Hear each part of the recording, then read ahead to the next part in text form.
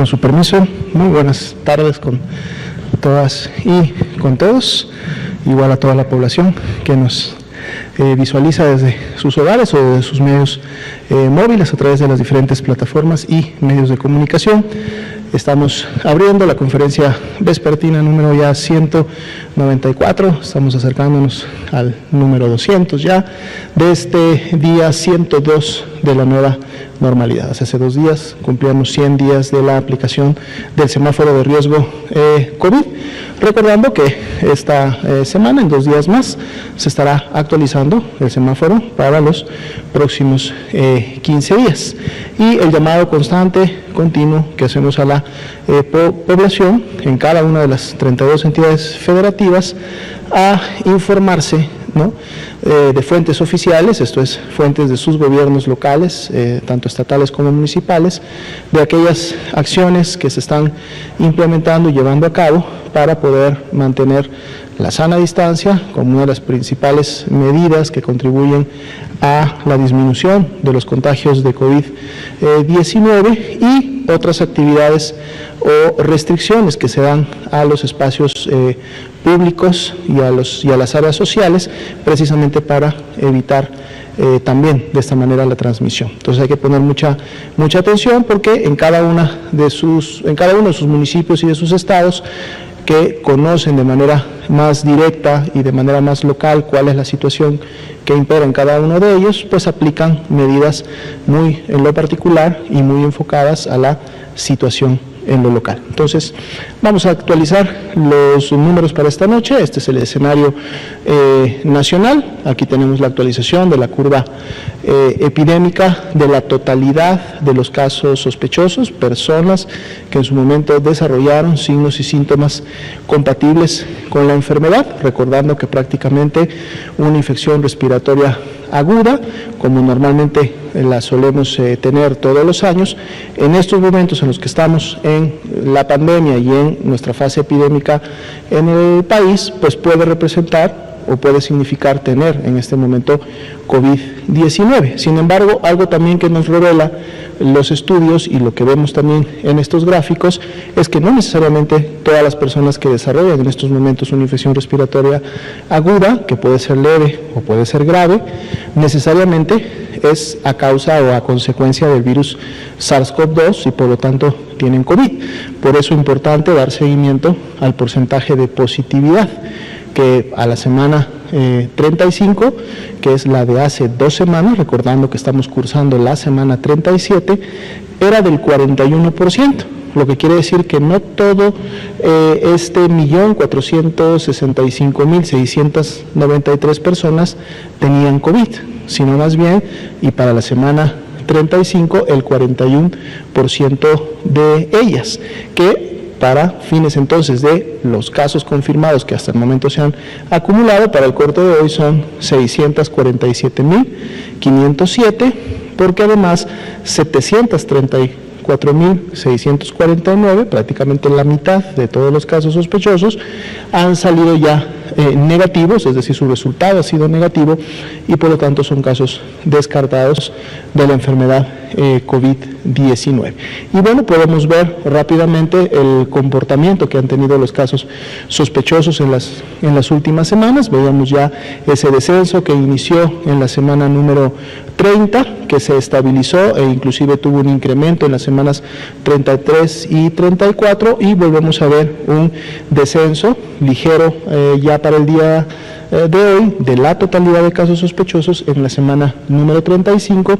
y esa tendencia descendente precisamente del porcentaje de positividad que se mantiene, que continúa en todas estas últimas semanas. Vamos a ver la siguiente diapositiva. Actualizamos la estimación de casos, que es precisamente la curva azul claro. Vemos aquí mejor representada y más apreciable esta disminución de la que estábamos hablando a partir ya de la semana número 30 en adelante, una meseta que tuvimos entre la semana 33 y 34, y ya entre la 34 y 35 nuevamente una tendencia descendente que para el día de hoy miércoles todavía se mantiene, está en menos 9%, y esperamos que esta curva todavía tenga algunos cambios mañana jueves, un poco menos el viernes y un poco menos el sábado, que es cuando estaremos cerrando la semana, pero hasta el momento, ya para la mitad de la semana, todavía conservamos una disminución de menos 9% entre la semana 34 y 35. Así también las defunciones continúan con la tendencia descendente, siendo el comparativo de las últimas 2 semanas que aquí están graficadas de menos 41%. La epidemia activa, que está representada por todas aquellas personas con inicio de signos y síntomas en los últimos 14 días, se ha mantenido también en un 6%, es un indicador también que vimos bajar prácticamente en el último mes, una semana, lo teníamos alrededor del 14-15%, continúa, se mantiene en el 6%, representando a 39.994 personas, que son las que realmente en estos momentos